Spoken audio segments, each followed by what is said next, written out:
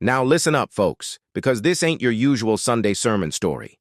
This is about a day when the devil's crew stumbled right into the Lord's house, only to find out they were already standing in the middle of a tactical war zone. It all went down in the heat of a July afternoon, the kind of heat that sits on your chest and makes the asphalt shimmer like water. We're talking about Marcus Clay, but everyone on the street just called him MC. He was the kind of guy who didn't need to yell to be heard. His presence was enough. MC was the reigning power, the leader of a significant set of the Bloods in the eastern stretch of Los Santos County. And right now, MC was running hard. He wasn't running alone either. Trailing him were Rico and T-Bone. Rico was fast, skinny, and nervous, always looking over his shoulder. T-Bone was the muscle, a human cinder block who looked like he'd been carved out of granite, but even T-Bone was breathing heavy, the crimson bandana tied around his neck soaked through with sweat. They had messed up. Big time. It wasn't the usual petty street stuff. They'd hit a cash transfer from a local liquor distributor, a job MC had planned for 6 months, but a rookie cop had been in the wrong place at the wrong time, and things had gotten loud. Very loud. Sirens were howling now, not just the usual distant wail, but the close, throaty scream of police cruisers tightening the net. "We gotta ditch the car, MC!" Rico gasped, clutching his side as they sprinted down a narrow alleyway behind a laundromat. The air smelled of bleach and garbage. "Shut up, Rico. You think I don't know that?" MC's voice was low, strained, but still commanded immediate obedience. He kicked open a rusty gate and they tumbled out onto Magnolia Avenue. The street was quiet, strangely deserted for a Sunday afternoon, which MC knew was a terrible sign. It meant the police had already locked down the grid. They needed cover. They needed a place where hundreds of eyes could make 3 extra bodies disappear. They needed noise. They needed chaos. MC's eyes darted left, then right. The houses here were small bungalows, all chain-link fences and patchy lawns. Nothing to hide in. But then, about 50 yards down the street, rising above the modest homes, stood a structure that was both ironic and utterly perfect. The Ebenezer Baptist Church. It was a grand old building, brick and mortar, with stained glass windows that were currently vibrating slightly from the sheer volume of the music pouring out. It was Sunday service, peak time. The parking lot was overflowing, cars double parked all the way down the block. "The church," MC announced, his eyes narrowed, the desperation overriding any sense of sacrilege. "We're going in." Rico's eyes went wide. "The church, MC? Are you serious? Pastor Hayes is going to have a fit. Pastor Hayes is going to be thanking the Lord we're bringing our sorry asses in the door," MC snapped, adjusting the heavy semi-automatic tucked into his waistband. "We blend in with the faithful. Nobody looks for the devil in the pulpit." They cut across the street, moving fast but trying to look casual, like 3 young men late for the word. They ditched their backpacks full of cash and weapons behind a massive dumpster. They couldn't walk in loaded down like that, but they kept their personal firearms, just in case. As they approached the main entrance, the sound enveloped them. A powerful choir was reaching a crescendo, the organist hammering out a soulful, rolling rhythm. The doors were wide open, welcoming everyone, saint or sinner. "Keep your heads down, don't look nobody in the eye," MC commanded.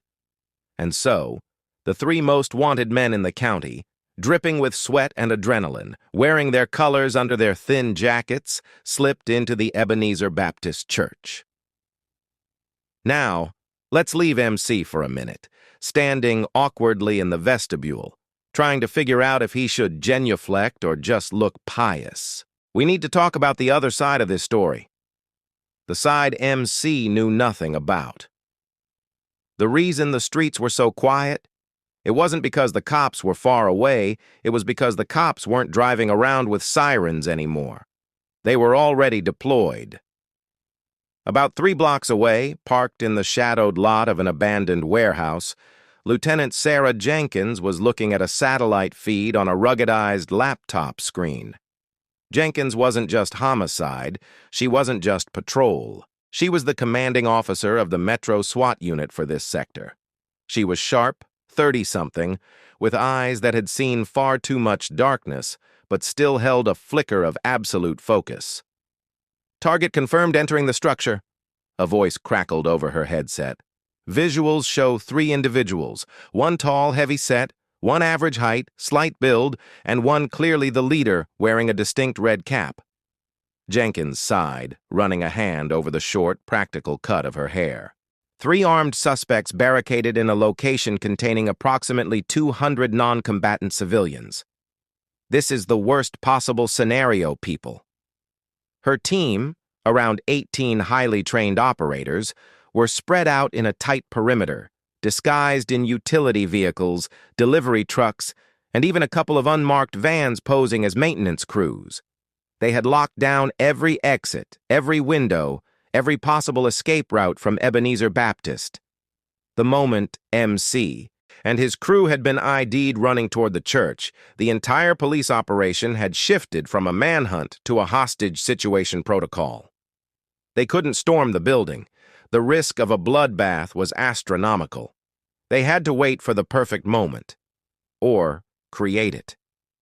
"Intel update," Jenkins said into her mic, her voice calm and steady, betraying none of the acid dread pooling in her stomach. "The suspects are unaware they are contained. They believe they are hiding. We maintain silent lockdown. No movement. We need to establish communication with someone inside." This was the tricky part. The church was old school. No Wi-Fi, no fancy security cameras. They were relying on old-fashioned observation and luck. "Sergeant Miller, what's your status on the rooftop?" "Miller here, Lieutenant.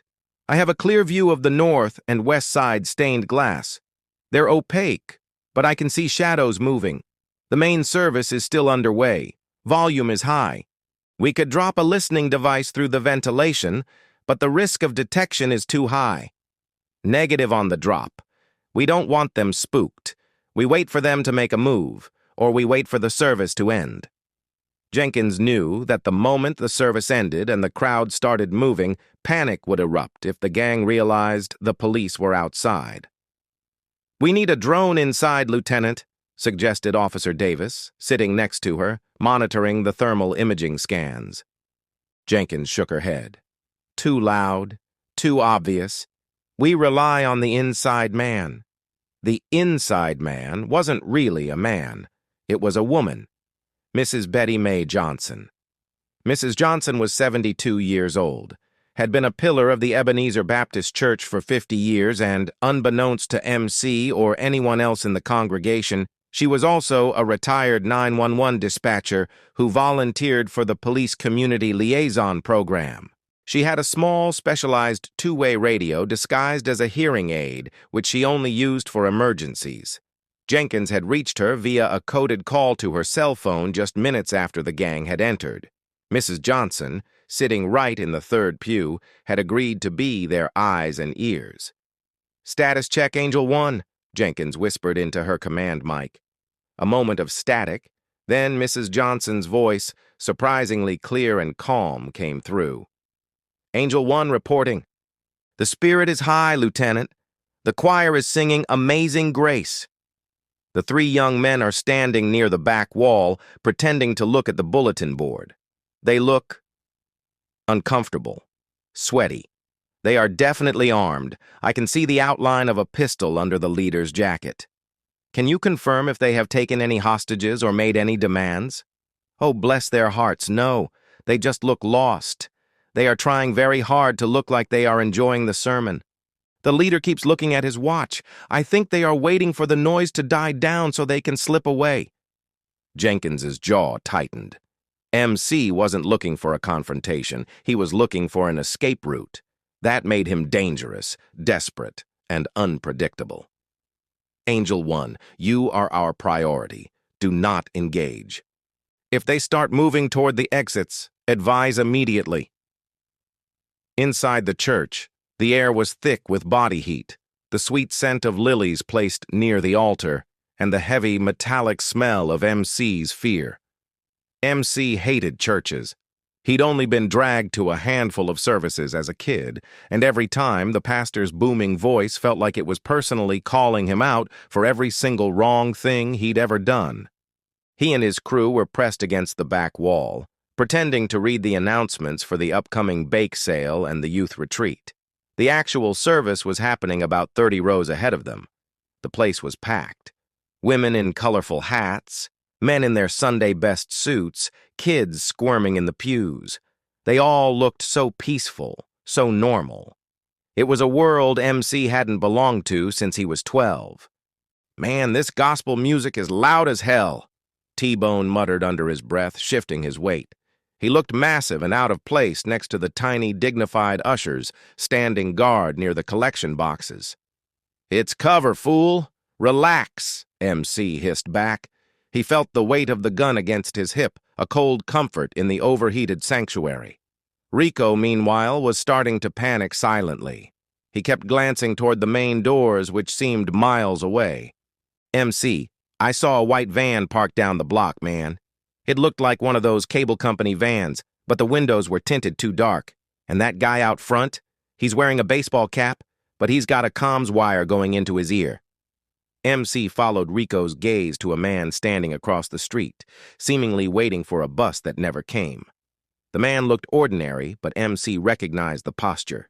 Too alert, too still. "He's a cop," MC confirmed, his stomach dropping. He hadn't noticed him before, focused only on getting inside. They know we're in here. The realization hit them like a physical blow. They hadn't escaped the trap.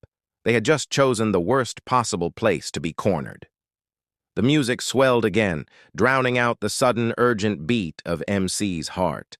The pastor, a tall, imposing man named Reverend Davis, stepped up to the pulpit, adjusting his glasses.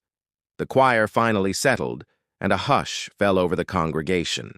Reverend Davis looked out over his flock, his face radiating warmth. He started his sermon with a slow, powerful voice. "Today, my brothers and sisters, we talk about sanctuary. We talk about the safe harbor in the storm. We all come here seeking refuge, don't we? We come here to escape the world that chases us, the troubles that pursue us, the sins that cling to our souls like mud on a shoe." MC felt a chill, even in the heat. It felt like the Reverend was speaking directly to him. He glanced at Rico and T-Bone. They were both staring straight ahead, unable to look away from the man in the pulpit. "But sometimes," the Reverend continued, leaning into the microphone, his voice dropping to a serious, confidential tone, "sometimes we run so fast, we don't realize that the walls we run into are not shelters at all. They are just walls. And the biggest wall, the one that truly traps us, is the one we build around our own hearts." MC shifted uncomfortably. He felt eyes on him. Not just the curious glances of the church members who wondered why 3 young men in street clothes were standing in the back, but something sharper. He looked down the aisle, toward the 3rd row. There sat Mrs. Johnson, that sweet, grandmotherly woman with the massive hat. She was smiling, nodding along to the sermon, but her eyes, framed by the wide brim of her hat, seemed fixed on him. And MC suddenly had a terrible, cold feeling that her smile wasn't one of welcome. "We need to move," MC whispered fiercely. "Now, before this service lets out. We go through the side door, through the kitchen, out the back alley." "But the backyard is where the kids play, MC," Rico pleaded. "I don't care. We are surrounded, Rico. They're waiting for us to make a move. We need to be fast, quiet, and gone." MC started to slide along the back wall, moving toward a small, unmarked door that led to the utility hallway. This was it. The moment of truth. Either they slipped out, or they were trapped here when the SWAT teams came through the front doors. Outside, Lieutenant Jenkins received the alert from Angel 1. "Angel 1 reporting movement. Suspects are moving toward the north utility door, Lieutenant. They are trying to flank the main entrance." Jenkins immediately brought her hand up to signal the perimeter units. The time for silent observation was over. Unit Delta, Unit Gamma, prepare to intercept at the North Alley exit. Do not engage unless they break containment.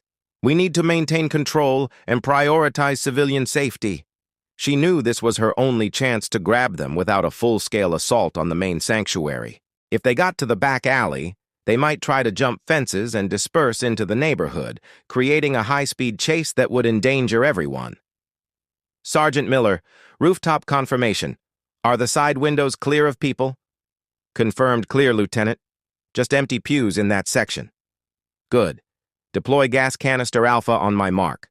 We need to create a diversion and force them back into the main sanctuary, away from the exits. We want them contained, not scattered. Jenkins adjusted her helmet. The operation was going active. She looked at the church on the screen, that peaceful, beautiful beacon of brick and glass, and knew that in the next 60 seconds, it was going to become a battleground.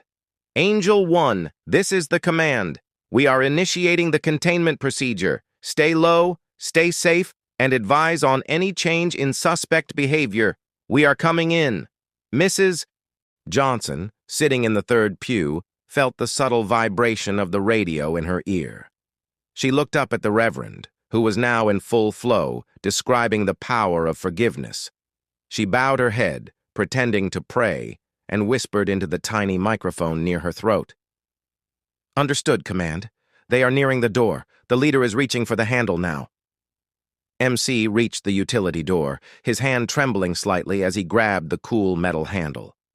He pulled it open just a crack, peering into the dark, narrow hallway that smelled of stale coffee and cleaning supplies. He was about to slip through when he heard it.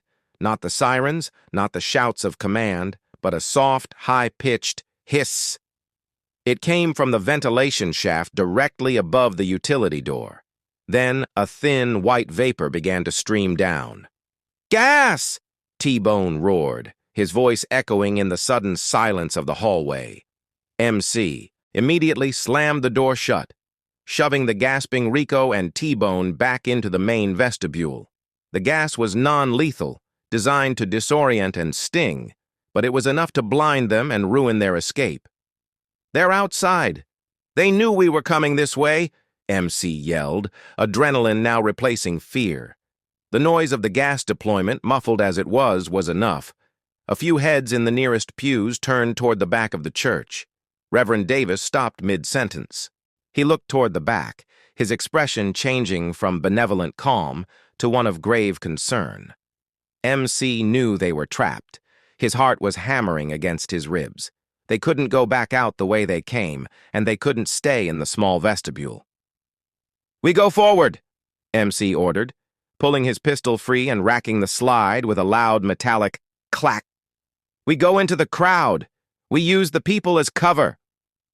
The sound of the weapon was unmistakable. It cut through the silence that had fallen over the sanctuary.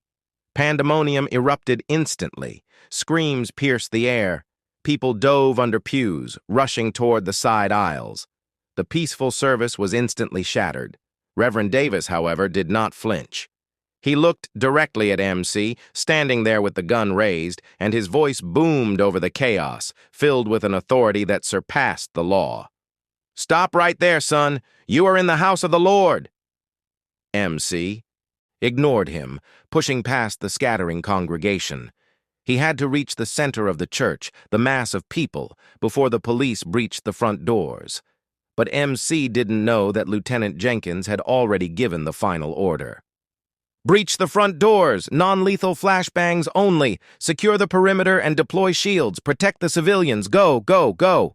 Just as MC took 2 steps down the central aisle, the massive oak doors of the Ebenezer Baptist Church exploded inward with a deafening crash, followed by the blinding white flash and the roar of 2 concussion grenades. The Bloods had entered the church, but they had walked straight into a cage, and the cage was now closing fast. This was no longer a hiding place. It was the final stand. The sanctuary had become a battlefield, and the men in red were about to meet the men in black. And just like that, Everything went from loud gospel to absolute, terrifying chaos. The two flashbangs that blew through the front doors didn't just make a noise. They sucked the air right out of the sanctuary. The light was blinding, a pure, painful white that left purple spots dancing behind your eyelids, and the smoke that followed smelled like burned gunpowder and ozone. MC was momentarily stunned. His ears were ringing so violently he thought his head might split open. He stumbled back a step, trying to blink away the assault, but the training kicked in fast. He grabbed Rico by the collar, dragging him deeper into the aisle. "Move! Move!" he screamed, but his voice sounded thin and distant, swallowed by the ringing. The SWAT team didn't look like men. They looked like shadows moving through the smoke. They were wearing black tactical gear, helmets, and heavy shields marked with the reflective tape of the Los Santos Metro PD. They moved like a wave, disciplined and fast, their primary goal not to engage MC, but to secure the civilians. "Shields up! Clear the pews! Move the congregation to the side exits!" Lieutenant Jenkins' voice, amplified by her helmet mic, cut through the din like a knife.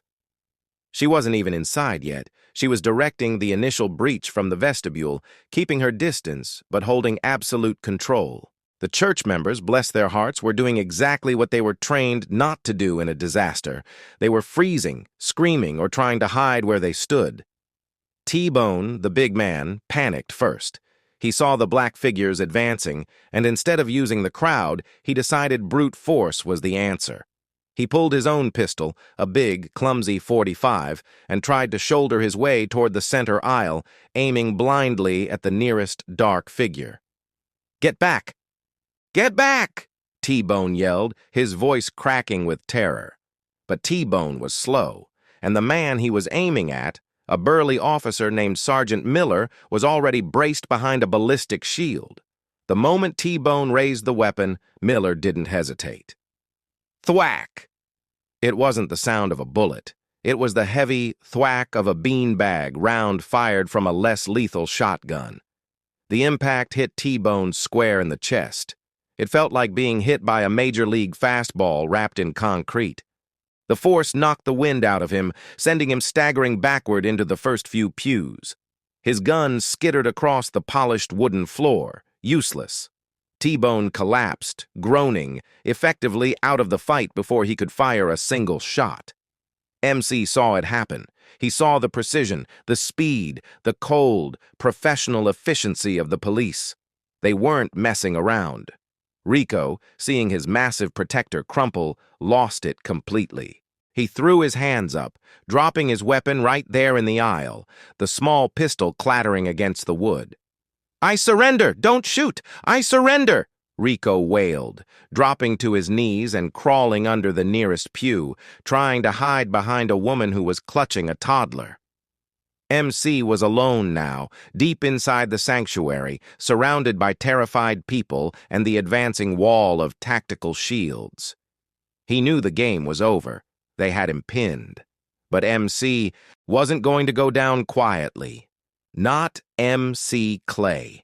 He darted sideways, shoving past an older gentleman who was trying to shield his wife. MC's eyes scanned desperately for an opening, a vulnerability in the SWAT formation, but there was none. They had the aisles locked down. His only remaining asset was the crowd. He needed leverage. He spotted her, Mrs. Johnson. She was still sitting in the third pew, remarkably calm, though she had slipped down slightly, using the back of the pew for cover. She wasn't screaming.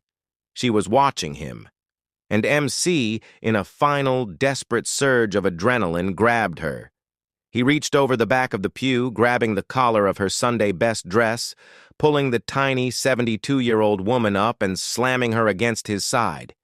He pressed the cold muzzle of his semi-automatic hard against her temple. "Everybody stop! Stop right there!" MC's voice finally found its power, a raw, desperate roar that echoed off the high ceiling. The SWAT advance instantly froze.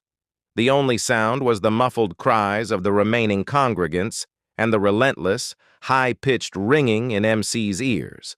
Lieutenant Jenkins, who had just stepped into the sanctuary, saw the scene unfold. MC, sweating, his face contorted with panic and rage, holding a small, grandmotherly woman hostage. "Suspect has a hostage! Repeat, suspect has a hostage! Hold position! Containment only!" Jenkins barked into her mic. She moved slowly, deliberately, stepping around a discarded purse until she was about 40 feet down the aisle, standing just behind the main line of tactical shields. She raised her hands, palms open, a universal sign of non-aggression. "MC, this is Lieutenant Jenkins. We know who you are. We know you're Marcus Clay. This is over. Let the woman go." Her voice was calm, professional, but laced with the urgency of the moment. MC laughed, a harsh, ugly sound. "Over? It ain't over until I say it's over, cop. You back your boys off. You let me walk out that side door right now, or this old lady gets it." He tightened his grip on Mrs. Johnson. Mrs. Johnson, surprisingly, did not struggle. She just looked up at MC, her expression not of fear, but of profound disappointment, the kind a mother gives a child who has just broken her favorite vase. "Oh, Marcus," she said, her voice a soft, gentle murmur, but clear enough for MC to hear it over the ringing. "You really think this is going to help you?" "Shut up, woman!" MC snapped, pressing the gun harder. Jenkins took a step forward. "MC, look around you. There are 18 highly trained officers here. We have snipers on the roof. You don't even have an exit. You are standing in the middle of a church full of witnesses. You hurt that woman, and you will not leave this place alive. You understand me? This is your last chance to walk out of here with your life." MC looked around, truly seeing the impossibility of his situation. The black shields formed an impenetrable wall. He saw the red laser dots dancing on his chest and head. The snipers were indeed in position. He was dead, one way or another. He squeezed his eyes shut for a moment, the heat and the desperation overwhelming him. And then a new voice cut through the tension, a voice that belonged here. Reverend Davis, who had been ushered behind the altar for safety, emerged slowly. He was a big man, and he walked with absolute certainty, stepping around a fallen choir robe, coming to stand right in front of Lieutenant Jenkins. Jenkins tried to stop him. "Reverend, get back! This is not safe!" Reverend Davis ignored her. He looked past the shields, past the gun, straight into MC's eyes. "Marcus Clay," the Reverend said, his voice deep and steady, no longer booming like a sermon, but speaking with the quiet authority of a father. "I know your family. Your mother used to bring you here when you were just a boy, smelling like bubble gum and mischief." MC's breath hitched. He hadn't heard his mother's name spoken in years. "You came into this house seeking sanctuary," the Reverend continued, taking another slow step forward. "But you chose to bring the violence of the street right up to the altar. You chose to threaten a woman who has prayed for young men like you every single day of her life." He paused, letting the weight of his words settle. "Now, look at her, son. Look at Mrs. Johnson. Does she look afraid of you? No. She looks sad for you. Because she knows that even now, at this very moment, you have a choice. You can let the gun drop, accept the consequences of your actions, and begin the long, hard road toward atonement. Or you can commit one final terrible act that seals your fate forever, not just with the law, but with your soul." MC looked down at Mrs. Johnson. She was still calm, her eyes fixed on his. He saw the tiny, almost invisible wire running from her ear, down into her dress. Angel One. She had been the reason they were trapped. And yet, she held no malice. His hand trembled violently. The gun felt impossibly heavy. He looked at the Reverend, then at the unwavering line of police shields, and finally, he looked at Mrs. Johnson's face, which seemed to hold the entire weight of his past, present, and future. He was tired. So tired of running. With a ragged, shuddering gasp, MC released Mrs. Johnson. The moment she was free, she didn't run. She stepped away, rubbing her neck where his hand had gripped her, and simply watched him. MC slowly, agonizingly, lowered the weapon. His fingers were slick with sweat. He didn't drop it. He placed it gently on the polished wooden floor, sliding it away from his feet. He raised his hands high above his head, palms open. "I'm done," he whispered, the sound barely audible.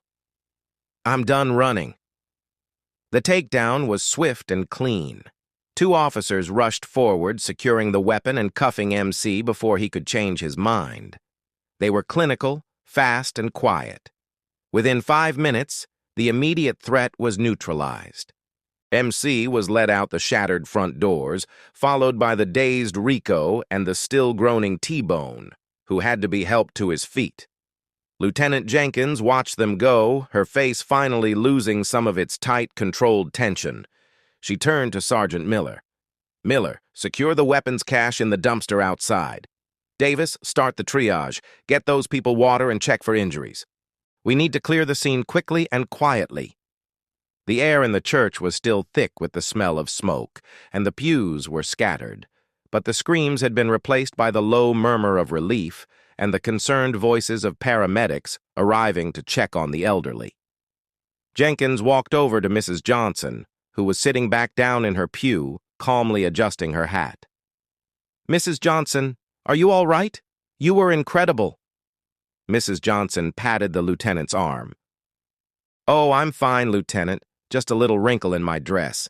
That young man, Marcus, he's more scared than dangerous, you know. He just got caught up in the wrong current." She leaned closer, her eyes twinkling. "And that hearing aid radio? Works like a charm. Though I missed the best part of the Reverend's sermon." Jenkins smiled, a genuine tired smile. "You saved a lot of lives today, Angel One. You gave us the time we needed." She then found Reverend Davis, who was already comforting a group of young mothers. "Reverend, thank you. Your intervention, that was risky, but it worked." The Reverend looked at the lieutenant, his expression weary but resolute.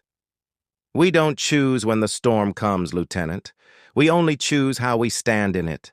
Those young men, they thought they found sanctuary here, but they only found judgment because they brought their own prison with them." He surveyed the chaos, the broken doors, the scattered hymn books. "We'll clean it up. We always do. The house of the Lord stands." By late afternoon, the scene was cleared. The cache and the heavy weapons were recovered from the dumpster. The 3 members of the Bloods were booked downtown, facing a mountain of serious charges, including armed robbery, assault, and attempted hostage-taking. Lieutenant Jenkins sat in her command vehicle, filling out the final incident report. It was a textbook operation. 3 high-value targets apprehended, 0 civilian casualties, 0 officer casualties, and no lethal force used. It was the kind of outcome that made the months of training worth every second. She looked one last time at the Ebenezer Baptist Church. The broken doors were now temporarily boarded up, but the stained glass windows still glowed faintly in the setting sun, casting beautiful, colored light onto the street. MC had thought he was hiding from the police when he ran into that church. He thought the noise and the crowd would make him invisible. He didn't realize that the police had been tracking his every move, that they had an operative sitting right under his nose, and that the sanctuary he sought was actually the most controlled environment he could have possibly entered. He hadn't found a hiding place. He had found his final destination. And as the last SWAT van pulled away from Magnolia Avenue, leaving the quiet church to its faithful, Lieutenant Jenkins closed her laptop, satisfied. The Devil's crew had stumbled into the Lord's house, only to find that even in a place of worship, the long arm of the law and the quiet strength of the community was waiting to wrap around them and bring them home. The storm was over, and the sanctuary, battered but standing, was safe once more.